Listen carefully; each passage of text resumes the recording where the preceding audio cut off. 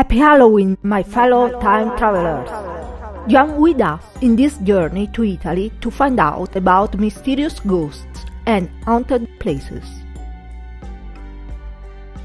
There are many fans of paranormal stories that tell of horrid presences, abandoned houses, and strange floating figures. Obviously, in many cases, it's only rumors, stories designed to intrigue and create fear. But the story we are about to tell you is very different from all the others. So, grab your pumpkin pie, sit comfortably on the sofa, ready to hear one of the strangest and most ghostly stories you ever imagined hearing. That Bunny will bring this spooky tale to you today. Hello. Catania, a city in Sicily, a place rich in history and gruesome stories like the one in the haunted villa of Mascalucia. The villa doesn't look gloomy at all. It's a beautiful historic residence from the 19th century, built on 3 levels overlooking a huge garden. Sicilians, however, prefer to avoid it, and they are willing to change direction and lengthen the route rather than pass in front of the villa. And if forced to, they quickly whiz along the road, praying that the car won't stop. Why? Because within the walls, a timeless mystery begins and ends, one of those mysteries that are truly scary. In the beginning of the 19th century, the villa was inhabited by a young baron who decided to take his own life for an unrequited love. A sad event, no doubt, but the death gave birth to an endless series of strange events. The first of all was that strangely the tomb of the Baron was placed in the basement of the villa, as if the Baron wanted to keep his villa even when he was dead. As one walks into the main entrance of the villa, you are immediately overwhelmed by a sense of terror, like you were the protagonist of a horror film.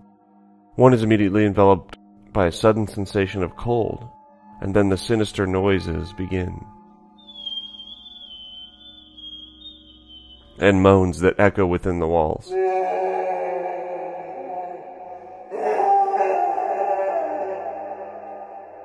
And of course, here the villa turns into a dark labyrinth, which winds along the 16 rooms of the villa, where at every corner you hold your breath and you hear your heartbeat accelerate. And at this moment it comes to mind that all the inhabitants of the villa have gone to meet a mournful fate and died within the walls of this ancient dwelling a few months after becoming the owners. Is it a cursed villa, or is it just a coincidence, or maybe bad luck? Well, we can't stop there as we go deeper into the story and discover that many people claim to have seen a child wandering the rooms of the house at night. A ghost of about 10 years old who would welcome people sneaking into the villa during the night. There's also a strange smell. Is it incense? Where does it come from? It's a mystery, and now the light goes out and we hear footsteps upstairs.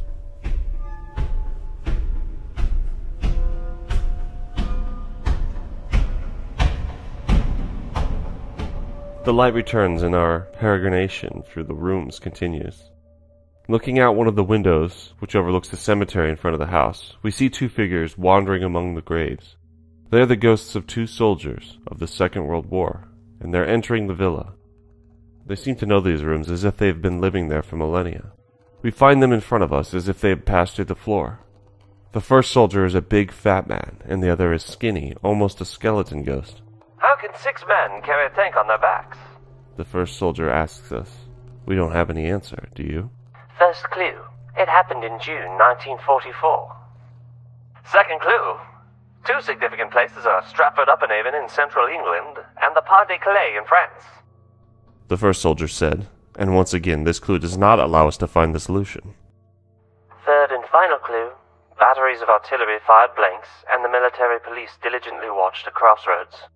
Fired blanks during a war? It doesn't make any sense, does it? The 2 ghosts disappear and leave us alone with the chill of fear to explore other rooms.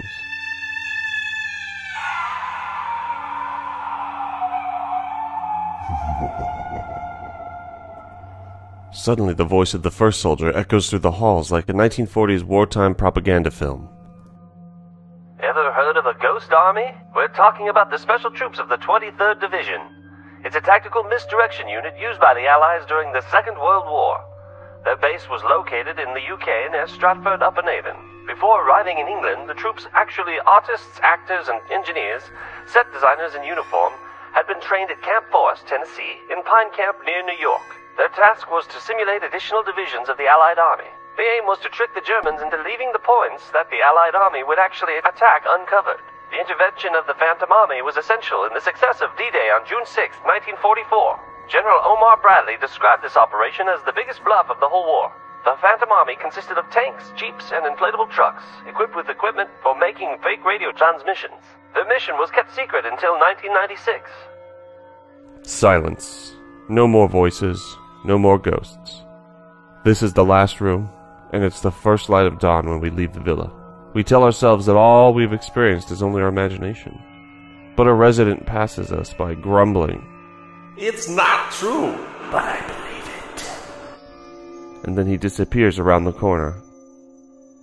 What do you think? Is it a haunted villa?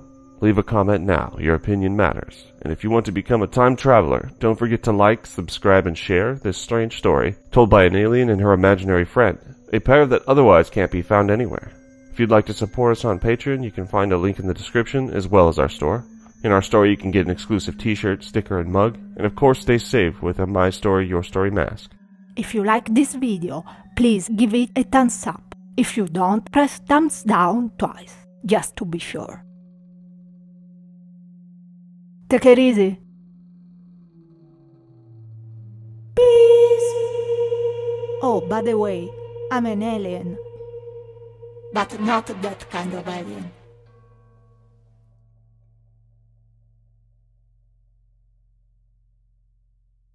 Yeah, that's right. I said peregrination.